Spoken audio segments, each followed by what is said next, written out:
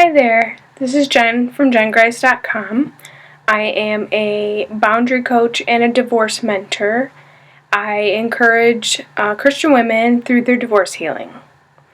Today I'm going to talk about divorcing a narcissist husband. Since I mentor only women, I'm going to use husband, but I have met some narcissistic women in my life, and they tend to have a lot of the same traits. The only differences that I have seen from the narcissist that I have met, women don't have the double life and keep secrets like I have seen in narcissistic men. Narcissistic men tend to be more covert in their narcissism and their selfishness and their inappropriate behaviors and abuse, where from what I've seen, the narcissistic woman tends to be more overt in her narcissism and her actions. So I also want to explain about narcissism that it's not just about vanity. It's not just, we hear narcissism today about taking lots of selfies and posting them and just being in love with themselves. But in actuality, most narcissists are not in love with themselves. Or they are, but they don't show it in those ways. They tend to be very selfish, self-centered, but not all of them are into vanity. So we're talking about divorcing a narcissist. First, usually we figure out that we're married to a narcissistic man when we start to stand up for ourselves, or speak up, or start asserting, maybe get ourselves into counseling and start asserting boundaries or our own rights as human beings, and maybe start calling out his unhealthy behaviors, his abuse, or his sneaking around, and his adultery, or his porn addiction, or whatever it is, that secret double life that he's keeping. So we stand up and say something. You know, if you're of a good heart, you tend to be one who steps up and says it in a kind way, using I statements or whatever you've learned in counseling to speak up for yourself or set boundaries. Like, I won't put up with this behavior anymore. I won't stay with a cheater. I won't stay with an abuser. But then you're faced with rage. This is when the narcissist is wounded by your words and actions. Their confidence cannot take any sort of criticism or even negative feedback of any sort. They just can't hear that they're doing something wrong. So if you're telling them, hey, I'm unhappy, or hey, I don't like your cheating or your abuse or your selfishness, they just can't hear that. And unfortunately, this is when you go from being the love of their life, the person that they think is the greatest thing and that they would do anything for, to being their enemy. You have just wounded them, and you have to be put on the list of people that deserve retaliation. They're very black and white in their thinking, so there's no middle ground. It's either they love you or they hate you. So at this point, when he rages, if you didn't conform to his wishes and apologize and make amends and say, I'm sorry, you're wonderful, start affirming him again, then he, like I said, will retaliate. And in retaliation, a lot of times, if he files for divorce first, he will file for full custody of the children. For one, because he has to retaliate, but also because he has to protect his image. He will smear your character in order to protect his, because it's a him or you competition at this point, and you're the target. So he files for custody, and he probably didn't have time for the kids when they were growing up. He probably couldn't be bothered by them. He would send them to you to do the parenting, and it'd be your job to discipline them and give them consequences and follow through those consequences. He wanted to be the good cop all the time while you were the bad cop. That was his way of blaming you for everything. And now he wants full custody and full decision-making power. That is to hurt you, control you, and retaliate against you. At the time of him filing for divorce, all decisions are based on his feelings at the moment, and if he wants to impress somebody else, his family or a new girlfriend, those decisions will be all based on that retaliation and what he's feeling now, what's going on in his life now. Not only that, but he will seek out to control the dialogue and to get everyone on his side. Like I said, it's about retaliation, and he needs an army to come against you, whether that means friends, your own family, your children, the church, whomever he can get on his side, he will. Any sign of trouble in the marriage, he will run to these people and say bad things about you, lies, it doesn't matter. He may never have cared about the church or what they thought, but all of a sudden he will run to the church and let them know that you're a bad person and he's the innocent victim in your scheme and your games. He plays the game, but then blames you. And he has to spin the narrative enough so that they believe him, because the goal is to have everyone come against you.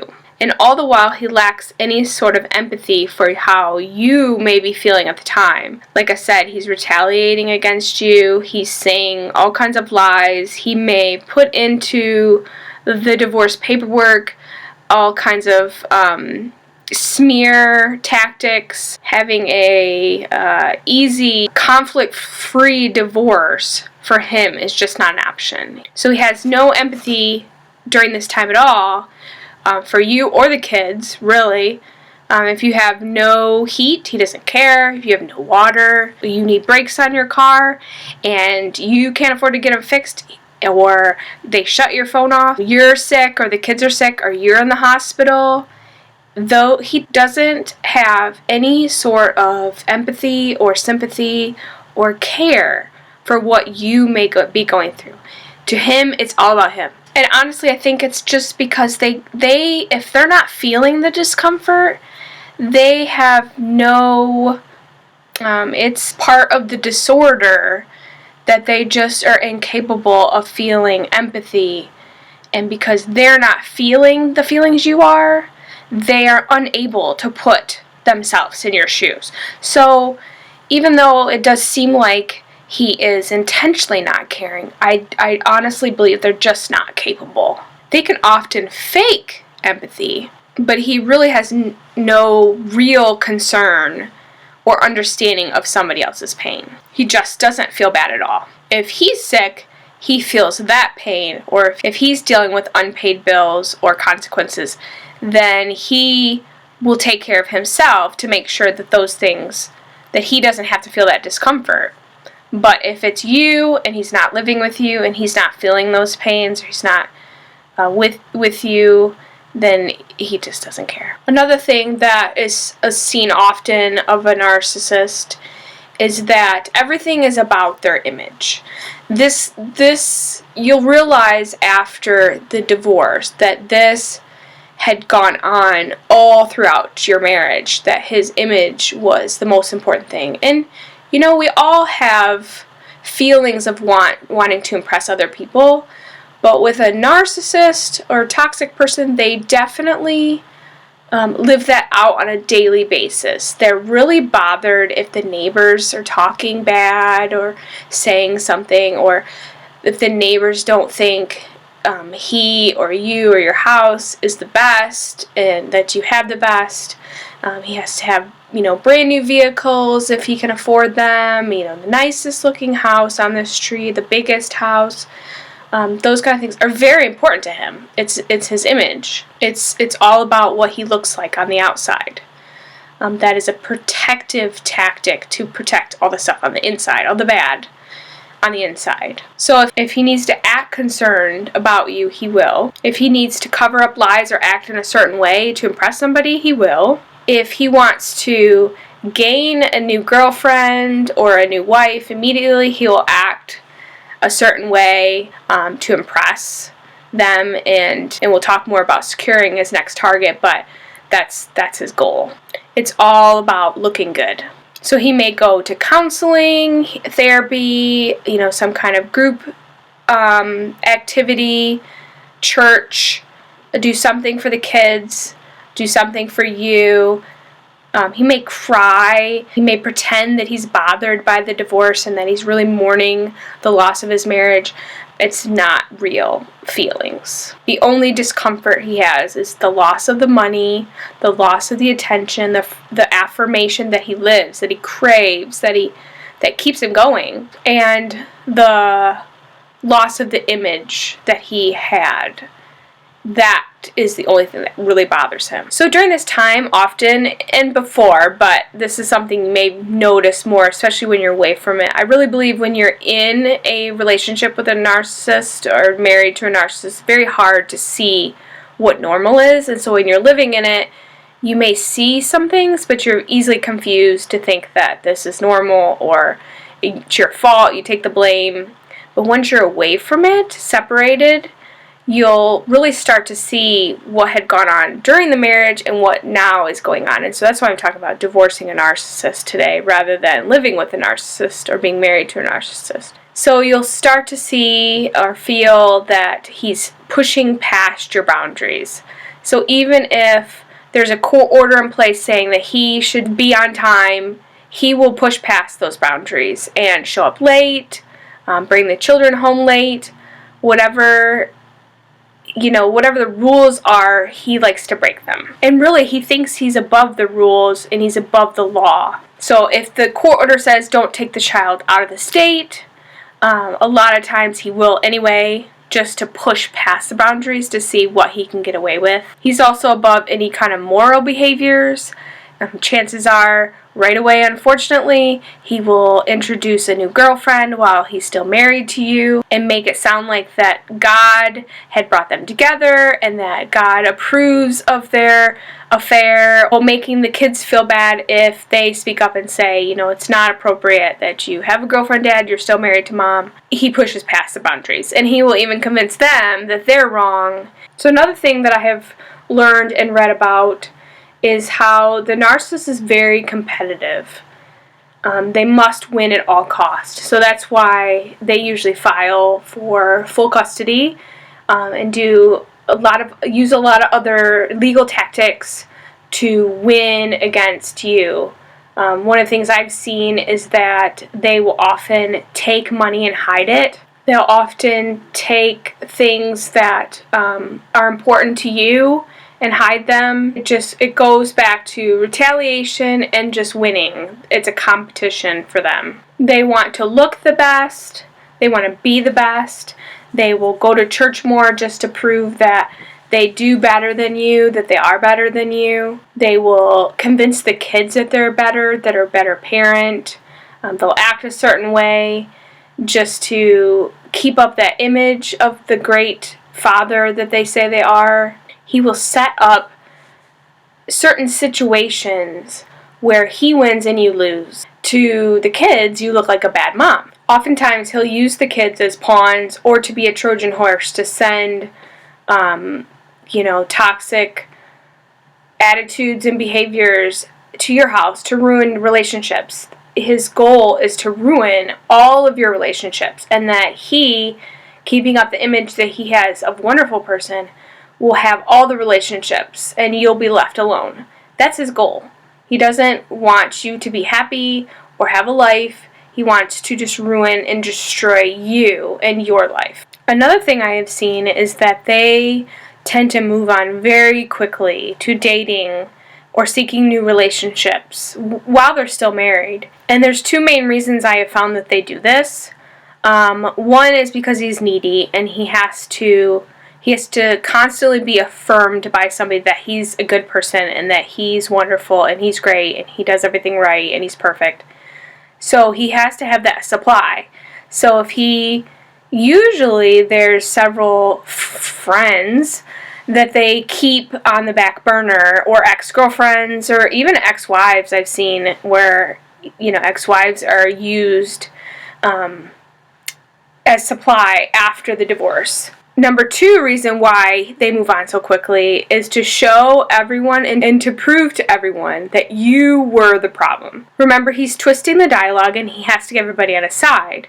And so in order to protect that image and that story that he's created, that you were the bad person in the marriage and that he was the wonderful person in the marriage, he has to move on to show that, see, I'm normal. It was her. She's still picking up the pieces. She can't get a boyfriend or a man, and so it must have been her that was the problem, not me. Keeping in mind that he never mentions the abuse. He never mentions how he treated you.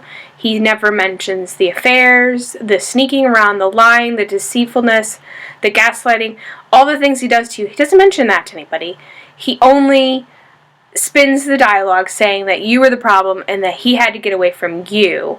And also, that's how he retaliates. And he usually secures this next target. It didn't already have her on his back burner waiting. He usually secures her within days or months of, separation and divorce. And they often secure this target by getting her pregnant, getting engaged, getting married. I've seen a lot of men marry within a couple days. Also making big purchases, purchasing a car, purchasing a house, whatever they have to do to keep that supply attached to them. There's often a lot of financial abuse that goes with divorcing a narcissist. Like I said earlier, they'll hide money. They will withhold money. They will tell you flat out they're not going to give you any money or that they don't have any money. Often lying. They are often pathological liars. They will say one thing to one person and another thing to another person. It goes back to covering up their image or painting the picture of you being awful and them being great. They will lie to family. They will lie to the new girlfriend. They will lie to you and everyone saying they do not have a new girlfriend or another relationship, that they're heartbroken about the divorce. And when they lie about the new relationship, they often gaslight you and try to manipulate you and confuse you, saying things like, my life is none of your business now, even though you're still married. They'll say, you're just making up lies about me, or you are just trying to cause problems, or these are just my friends and you're paranoid. And the gaslighting comes in when you start to really wonder, am I crazy? Is this really happening? Maybe he's telling the truth.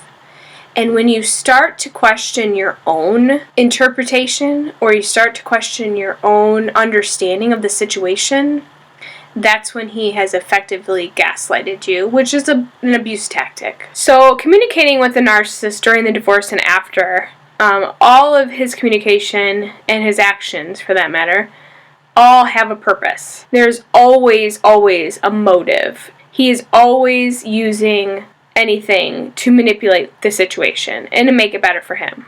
Plus, he has to keep up the image of a good person, a caring person, a generous, rich person, the victim, if that's how he's spun the narrative, and nothing's ever his fault. He has to blame, and that he knows everything and you know nothing. In his mind, you're a dumb idiot, especially if he's gaslighting you. And so you wouldn't be even, in his mind, you wouldn't be smart enough to even figure any of this out. That's why I am doing this video, because I get emails and letters all the time from confused ladies who have dealt with this, and they don't, either they're stuck or they're out, but they don't know if they have a right to divorce or if they deserved the treatment that they've received. And it really breaks my heart. But I've been there as well. And it was books that I read and videos that I watched here on YouTube that helped educate me so that I didn't take the blame anymore. And then I didn't feel guilty for what I realized was abuse. Because there's constant manipulation going on, and you have to weed through it. And people with a good heart think, oh, nobody acts like that. People don't constantly try to manipulate and constantly lie and constantly try to twist the narrative. But there are people in this world that do that. And they get away with it a lot of times because, like I said earlier, they have ran to everybody and just twisted everything to make you look bad, and then everybody's on their side and you are left alone to take the responsibility because they blame you, they project everything on you and manipulate you. And until you educate yourself to know what these tactics are and how you have fallen into this trap and how you were targeted, to tell you a little about my story. When I was married, a friend ordered me a book and she had it delivered to herself, and she drove all the way up to me to bring me this book that she knew that I would have. And the book is The Wizard of Oz and Other Narcissists. And you see, I don't know if you can see, I highlighted and post-it noted. I read through it 2 separate times. The first time, it is a tough book.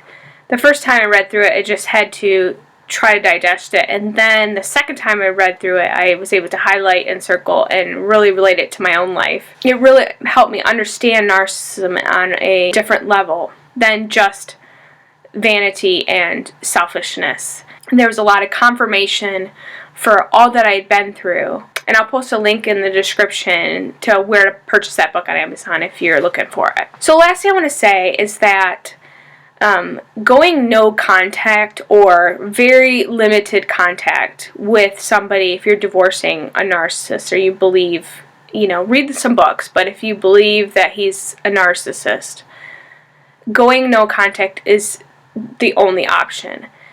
During the divorce, only talk through lawyers or via email or the court-appointed systems. Because honestly, this is the only way to find true peace after divorce from one of them. If you're talking to him, you're going to get the rage, you're going to get the manipulation, you're going to get all the feelings that you had during the marriage, and getting away from it, being separated, putting tons of space, and not talking to him is the only way to really start to heal and realize that you were duped. You were a target, and now you're away, and you can learn to be normal and healthy and have healthy relationships. And I talked about healing your heart first after divorce. I'll put a link to that video, and I also wrote an article on my blog about being married to a narcissist. I'll post that up there for you to see. So I think that's all for today. If you liked this video, please like, share, comment. If you have other ideas of things that you'd like to hear about and learn about, let me know. Click the subscribe so that you don't miss another video. And also subscribe to my email list at jengrice.com/sign up so you can get my blog posts and other information as well. So I have some exciting things coming up, but I want to put some education here on YouTube to help ladies get through this time. I'm here for you. I offer mentoring and boundary coaching to get you through this period. I've helped a lot of women to stand up for themselves, and also how to answer emails and that sort of thing. Thank you for joining me today, and we'll see you in the next video.